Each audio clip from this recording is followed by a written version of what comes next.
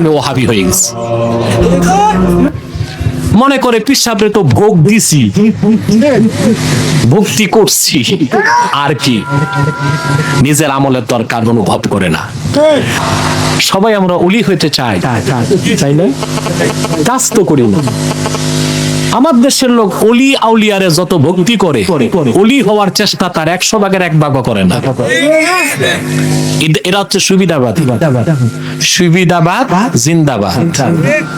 এর কথা পীর মাশায়েখকে হালুয়া রুটি দিব, দুধ কলা দিব, পা হাত চুমাচুমি করব, নিজেরা নামাজ পড়বে না। ঠিক না? সুদ ঘুষ শয়তানি বদমাশি লাম্পট্য খেলা মেলা এগুলো নিয়ে থাকবে। মনে করে পীর সাহেবরে তো ভোগ দিছি, ভক্তি করছি, আর কি নিজের আমলের দরকার অনুভব করেন। পীরানির নামে এইসব ভণ্ডামি জনপুর ফুরফুরার সিলসিলায় নাই, আছে আলহামদুলিল্লাহ।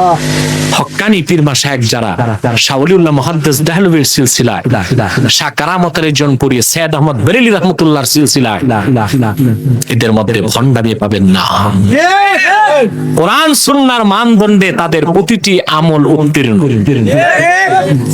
দেশে ভণ্ড পীর অনেক বেশি এখন বেড়ে গেছে, বেড়ে গেছে না? আমি যদি সময় পাই শেষে একটু বলে দেবো ইনশাআল্লাহ। এমডিটি ভণ্ড পীররা এখন আমাকে ফতোয়া দিচ্ছে আমি ওহাবি হয়ে গেছি। আশ্চর্য, এটা কেমন কথা? শিরক আর কুফরের বিরুদ্ধে কথা বললে কেউ যদি ওহাবি হয় তো মানুষ মনে করবে ওহাবি হয় ভালো।